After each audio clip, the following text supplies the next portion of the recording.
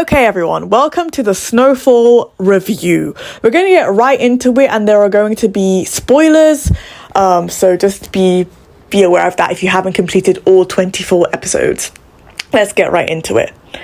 So, Snowfall is about a gentleman vampire called Shen Jiheng, and we start off the show with him talking about the fact that he contracted an illness, practically vampirism, and he's looking for the woman that turned him into a vampire and his little brother as well.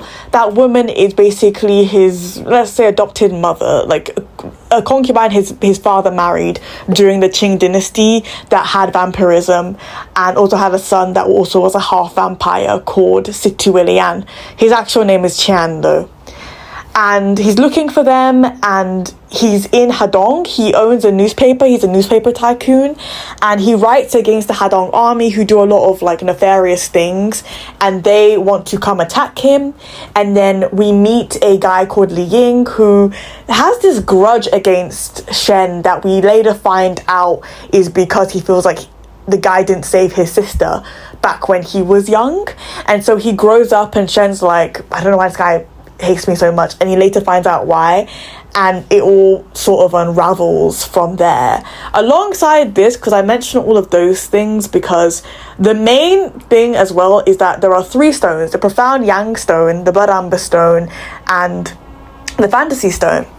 These stones were taken by three families during a meteor shower kind of thing. And one family, the Mu family, their Fantasy Stone, they get it, but if they don't take good control over it, they're going to go crazy really easily and die by 30. The Wei family one lets them have strong power and speed and immortality.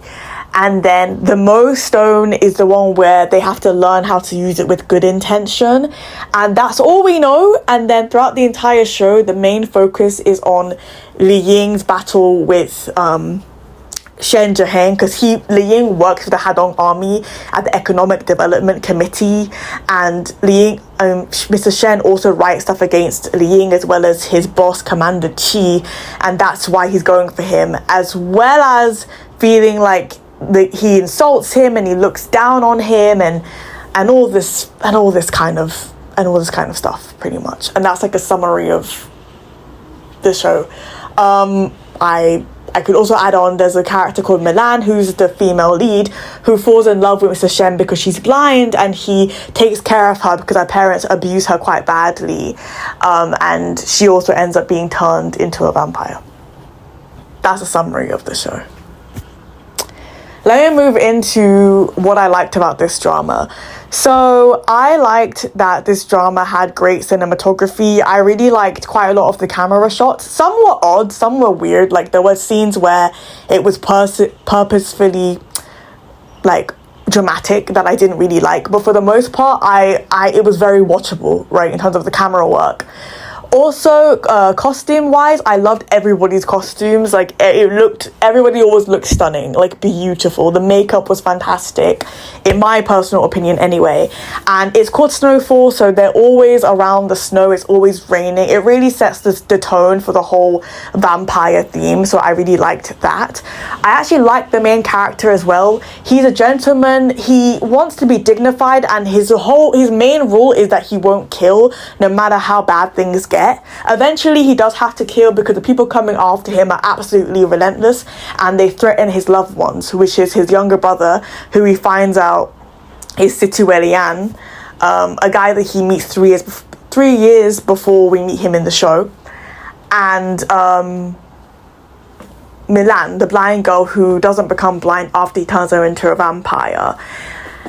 And I liked all of that stuff, and I also liked the OST. Every single song in the OST is fantastic. If you want to listen to the OST songs, you can head over to the Peachy Blossom YouTube channel. She has a list of all the OSTs, and she's updating it regularly, I believe, on her YouTube channel. Now get into what I didn't like about this drama. So we have 24 episodes, and when you first start this show, as well as Shen wanting to find his younger brother and his younger brother's mother, who we find out later on has died, the stones are also really important, and we only meet one member from each family. So we meet Mr. Mo, who who has a stone as well, and he's part of the family. Miss Mu, who is like the second villain we meet after Li Ying is pretty much defeated by Shen Zhiheng. And then Wei Chan, who is dead, but her only descendant is Mr. Shen's younger brother, Siqi Wei Lian, whose old name was Shen Tian, right?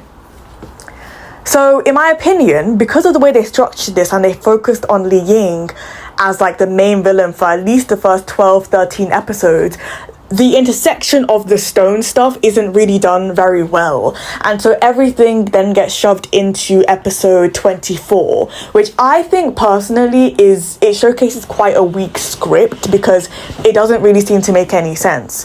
They focus a lot more on Li Ying than even the romance between the female lead and the main lead, which is definitely a slow burn romance, but I do believe that because of the age gap between the actors, which is 17 years, they didn't really want to make the romance that intense, which I perfectly understand.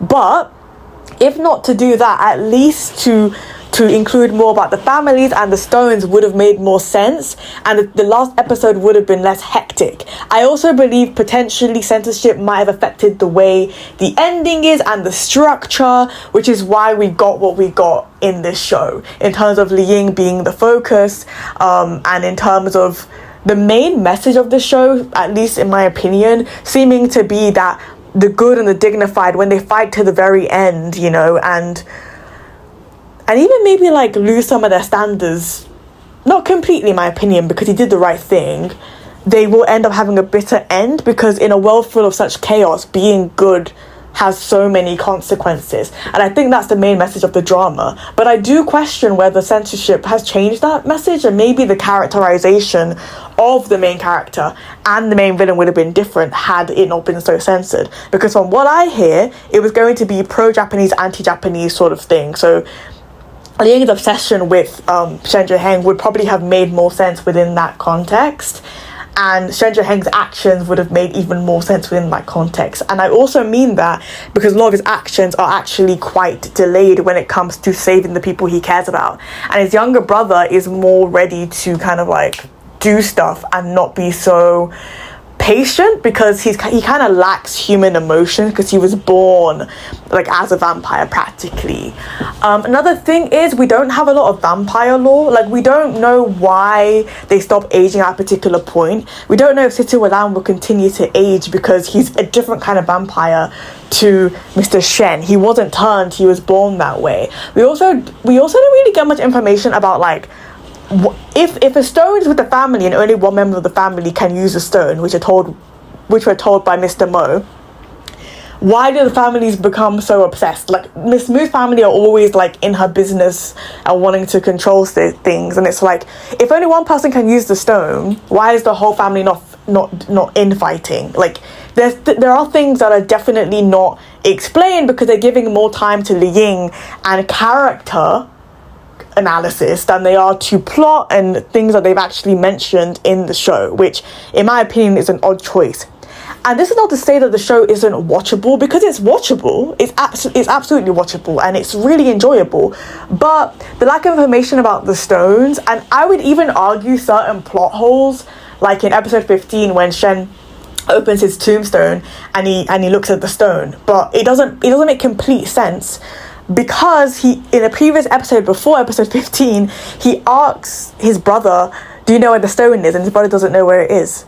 So it's weird, because he looked surprised when he opened the tombstone, but some people online have been stating that he knew it was there. If he knew it was there, then he wouldn't have asked his brother about where the stone is.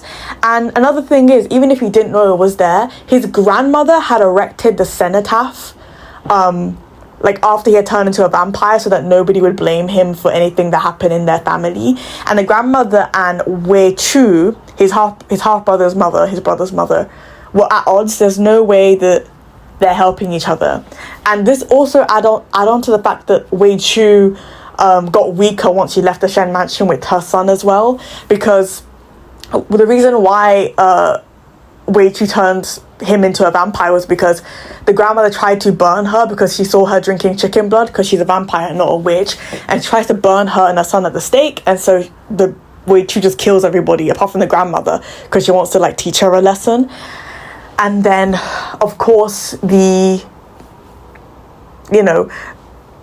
the chaos, Shen dies, and then his little brother wants the mother to save him, so he gets saved.